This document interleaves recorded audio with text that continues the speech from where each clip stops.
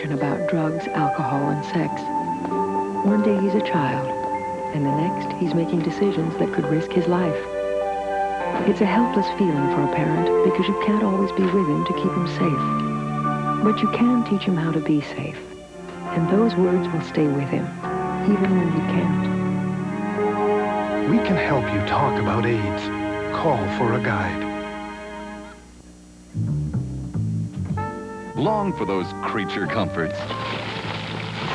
Missing the little things that just say home. I got the smokes and the beers. Well, hello out there from TV Land, where you can put aside the dilemmas of the day. We gotta find a hacksaw. Slip into something comfortable and vacuum your problems away.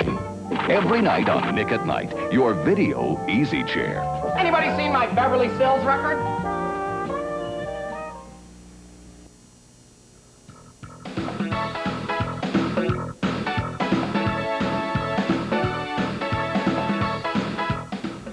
Hi, I'm Melissa McDowell, and welcome to Teenage. Today we're going to be talking about Teenline, a line for teenagers to call if they have any problems or just want to talk. Later on, we'll be speaking with Jim Hurst and Sonny Sedini, 2 teen volunteers, and we'll be having an interview with Martika personally with Dave, Bob, and I when we were at Poplar Creek.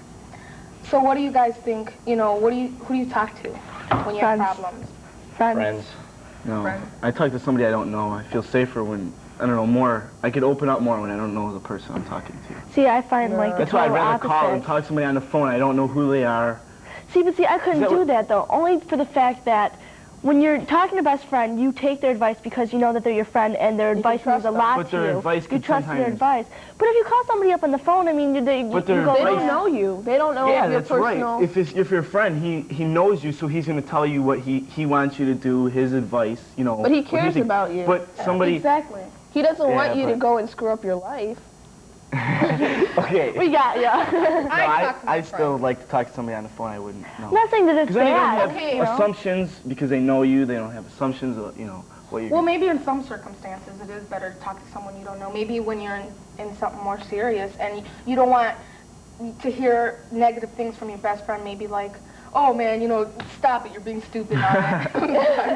Stop it, you're being stupid. You know, like if you talk to someone on the phone, they're really going to listen because they want to help you. I mean, sure, if you went out and murdered someone, you wouldn't want to tell your best friend. If you want to call For me, someone, I like talking to my mom because my mom's really understanding and she's always, I mean, people like don't want to talk to their mothers or their fathers Oh, I or can't. anything. I mean, I like But talking talk to my mom, and but she's really cool about everything. And you can only talk to parents to a certain extent because you don't want them to know too much about you.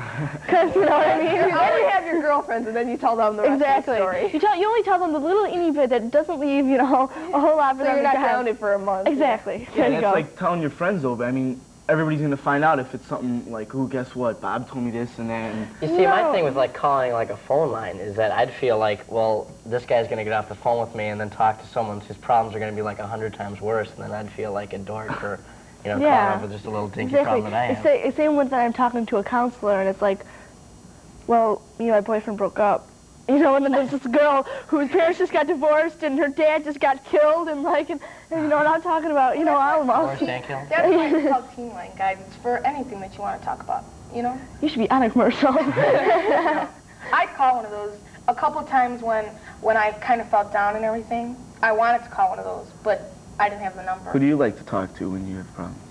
I like to talk to my girlfriends a lot, but sometimes when I don't want to talk to them about specific things, I wouldn't mind, you know, talking to someone who I don't know, who doesn't know me, so can't criticize me. I talk to different people depending on what the subject is. Like if it's a boy problem, I'll talk to one of my like guy friends that are close friends. Yeah. Because you know they can relate a lot better. If it's just like a problem with the family, I'll usually turn to my best girlfriends. If it's a problem with one of my girlfriends, I'll turn to my mom. You know, it's like just a big circle of what the problem is. You know, I suppose I'd call it Teenline if worse came to worse. Okay, you know? okay. Well, we'll be right back with more Teenage.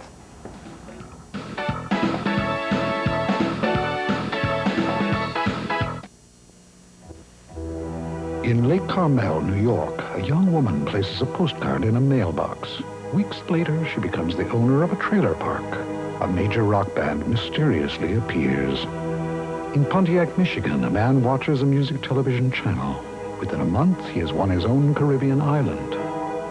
In Adams, Massachusetts, a woman thinks it might be amusing to have an entire network broadcast from her home. Soon, it happens. These events that so-called scientists dismiss as mere evidence of the occult all share one striking characteristic.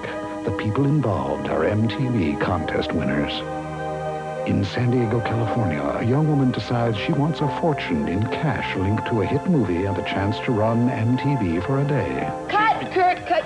Stop the globe. The eerie, inescapable truth. People really win on MTV. I got it. All of it. Watch for your chance.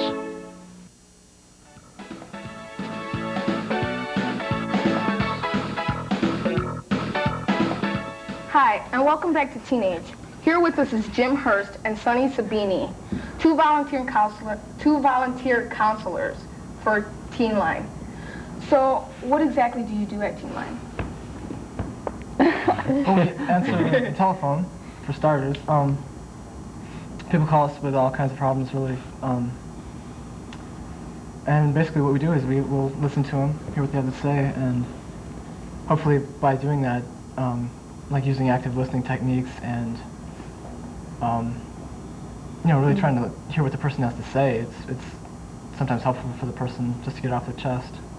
What kind of training did you have to do to get on this? Did you have to read a lot of books or information about? Yeah, when we first started out, we had an interview, and then after that, you get into training with a bunch. I'd say we had about 30 people in my training group, and you have people from different organizations that come in, and they talk about, like a section was on rape and one on death, and I mean, they just let us know what's going through people's minds, you know, when they have to deal with these things and how we can help them deal with it. Do a lot of people call to these things? I mean, you find that a lot of people are calling these two lines? Yeah, we do get calls. Around, I guess we didn't get calls. What kind of phone calls do you get? Just about minor things? Yeah, well, it depends on what line. Kids line, you get major, like minor things. They're bored or they're lonely because their parents aren't home or anything like that. On teen line, I get a lot of depression. I get a lot of homosexuality. He doesn't, I don't think. I get a lot of people who have like boyfriend, girlfriend troubles or work or school, stuff like that. When people call, do you like say, hold on, let me get somebody that knows more about this subject than I do? Or, I mean, do you like specialize in like, well, you know, you're really good in relationships, or, you know, you're really good with depression, or is it just you happen to pick up the phone and that's who you talk to? Well, that's basically how it is. We don't really have that many people that we can do something like that. I don't know if it would really be practical, or I mean, basically we just talk to whoever will call. Right. We pick up the phone, and sometimes, you know, there'll only be like, I mean, there's not 10 people there. There's usually just a few, so we have to cover what we can. Right. We're trained in everything, so we can handle whatever comes up. Mm-hmm. How do you feel when you get really depressing phone calls? You know, someone's really depressed. How does it affect you? Well, you just have to realize that, I mean, some people are going through hard times, and you reach back into a part of your life that was like that, and you try to understand what they're feeling, and you just try to help them because you know that you've gotten through it, so you can help them get through it too. So is it like part of your life? You just don't, when the clock rings and it's time to go home, you just don't say, well, I'll leave this here and go home? Oh no, if you're on a call and your shift is up, you stay until it's finished, you know. Bye, I have to go home. Yeah. It's like really unprofessional. It's tacky too. I mean, to say, well, my shift is up now. It's time for me to go. Most people who do that, they're not. You know, it's not a paid thing. It's volunteer, and if they didn't want to be there, they wouldn't be there. So, I mean, if they're given an opportunity to help somebody out, they're going to do it. They're not just going to take off. I mean, everybody has a bad day, and there's times when I suppose, you know, we'd want to leave, but. Yeah.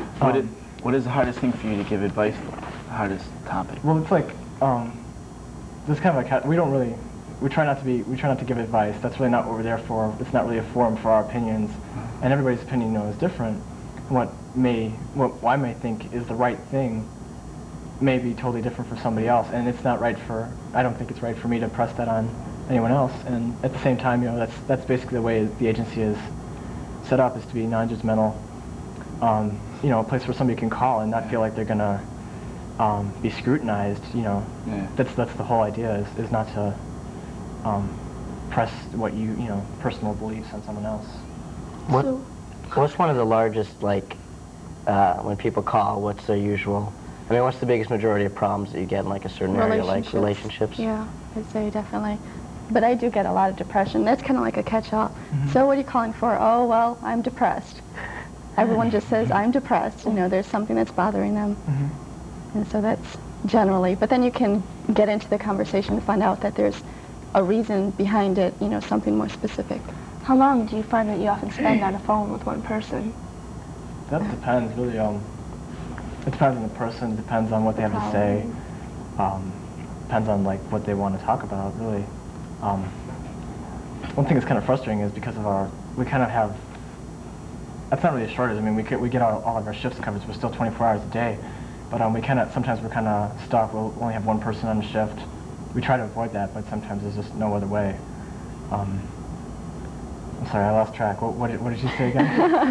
How long do they last? Oh, okay, yeah, well, they can last from anywhere from like 5 minutes to, a few will last a few hours. And really? Yeah, it can. It has happened, but I'd say the most common are usually 30 minutes or less. 15 minutes even. From these calls, have you ever like noticed a change at the end of the conversation? You hang up the phone and you're like, wow, I really changed this person's... Oh yeah, my first call was a suicide. My God, it was really hard. And I got them laughing. I forgot what it was. I think it was because I was working on a Dukakis campaign, and he thought it was really funny. And so I got him laughing about that, and you know, so I really changed him around. So Sonny, why, and you too, both of you, why did you get involved? Was it because your experience and your past experience? Or? Well, basically, I found out about it through a program through the local college when I was taking psychology class. But I don't think I would have been interested in it had I not been basically playing this kind of role with my friends. And I was always just like, whenever they had a problem, they'd come to me. And so it just carried over.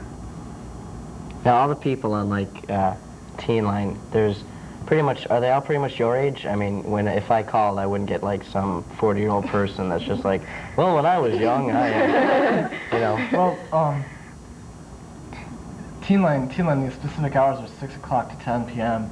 and there'll be a teenager there at those hours. But if you call, you know, outside of those hours, there's a chance you will get a teenager, but there's also a chance that you won't. But I mean, there'll always be somebody there to answer the phone. Right.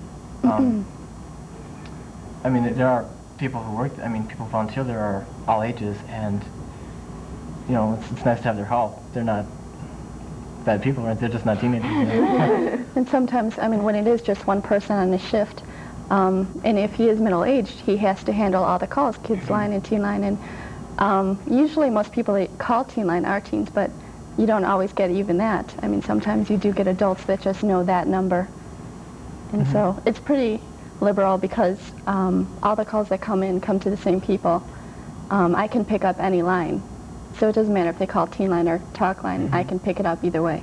It's really the literature that's distributed is geared for different age groups because you know, people won't think, you know, maybe a teenager or an adult wouldn't be comfortable calling a kid's line, you know, thinking, well, it's for kids, you know. So they kind of do that to, you know, give different lines different names to, you know, encourage people to call. Well, thanks a lot for being here. And we're going to leave off with our interview, Bob, Dave, and I, with Martika at Poplar Creek. Yo.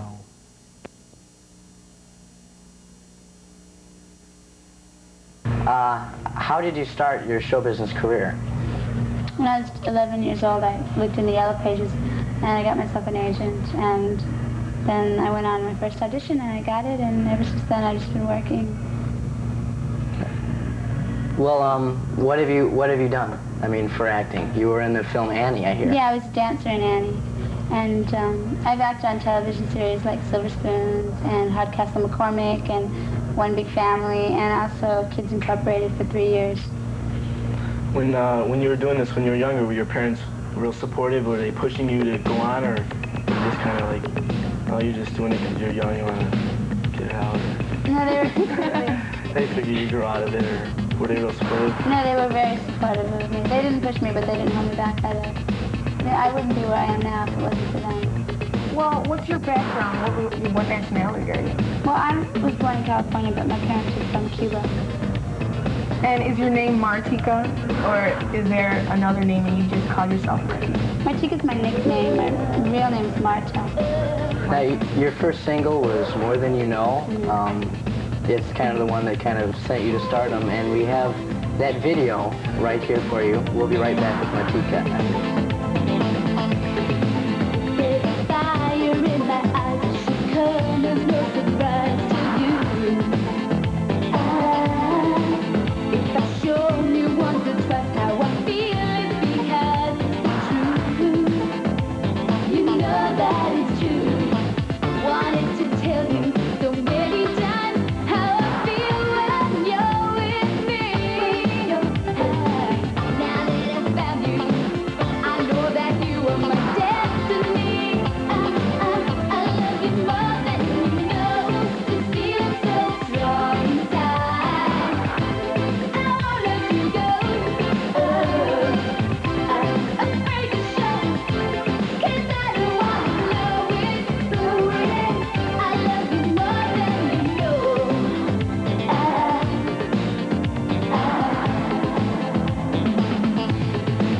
Lord, you got me hypnotized. That's something I should hide from you. I feel so mesmerized because of the things that you do. The things that you do.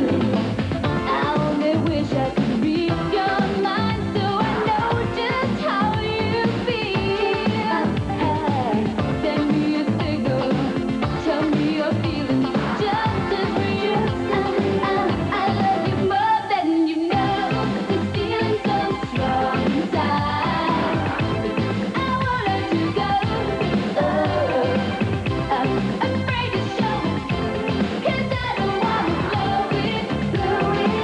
I love you more than you know. Put you under pressure, but it's something that I can't control.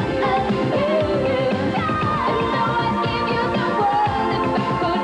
I'm afraid to let you go, 'cause I don't wanna lose your love.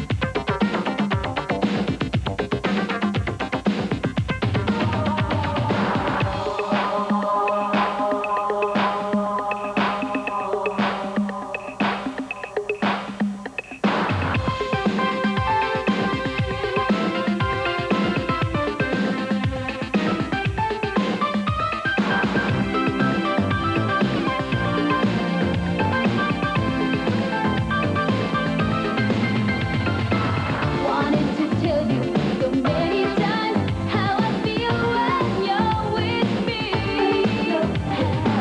Now that I found you, I know that you are my destiny. I love you more than you know. This feeling so strong inside. I won't let you go. I'm afraid to show, 'cause I don't wanna blow it. No. I love you more than you know. This feeling so strong inside. I won't let you go. I'm afraid to show. As a television news anchor, Lou Wood is on top of everything, and that includes his investments. Lou buys U.S. savings bonds. Today's bonds pay competitive rates, and they're free from state and local income tax. Find out more. Call 1-800-US-BONDS. Good evening. On Wall Street today,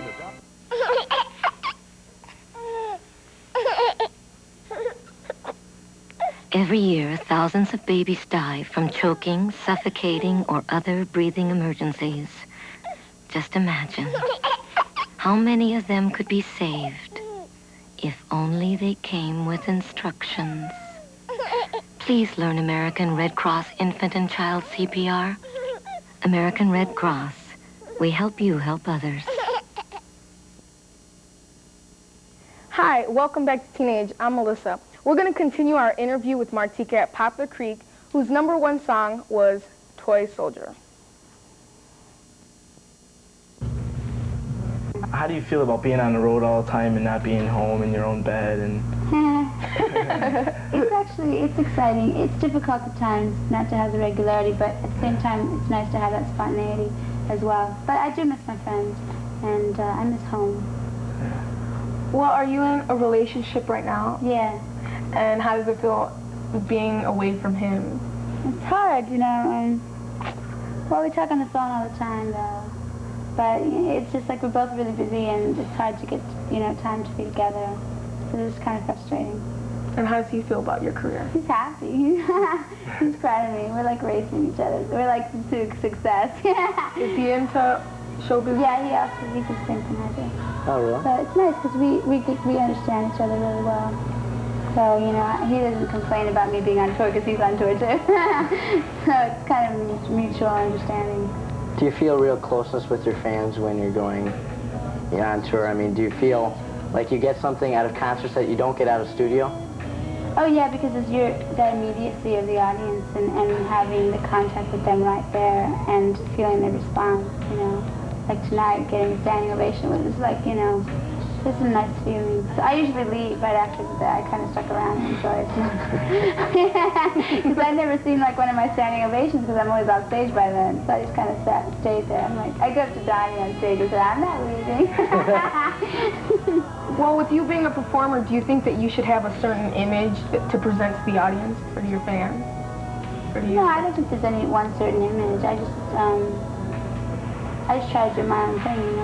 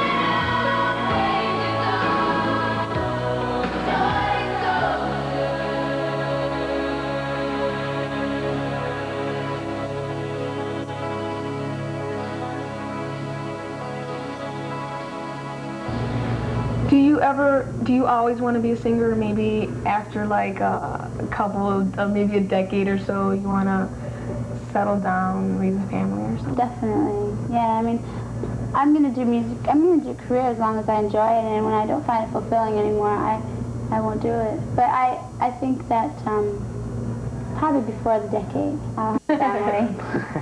I want to definitely get married and have children. Well, go ahead. So what do you think, whenever you settle down or whatever? She wants to know the good stuff. She wants to know about my romantic life. I can tell, but he keeps talking to her. No, that's all right. I'll cancel. Go ahead. Finish. Thanks. What do you see as leaving behind, when you finish your musical career, or don't say when you die? I want to die a legend. Martika. Yeah, I like Marilyn Monroe. Hey. Yeah, she's pretty cool. Yeah, she's kind of not the way she died, but the fact that people, and Elvis Presley and John Lennon, those people, you'll always remember them. Yeah. Well, you'll be like that one day. Well, maybe, I don't know. You will. Maybe I'll just hibernate into my house in the hills and like get married and have lots of kids, and no one will remember me. Who knows? So you'll be happy. Well, I want to be happy. That's it. Thanks a lot, and I wish you plenty of success. Thank you. And I know you're going to do good, and I hope you have fun with Rick Astley on his tour. Oh, well, I'll tell Rick you send him a big... Oh, please, send him a big juicy kiss. I will. If you stick around backstage, you can do it yourself. Oh, I hope so. I really hope so. Well, thanks a lot for watching Teenage. Bye-bye. Feel the earth.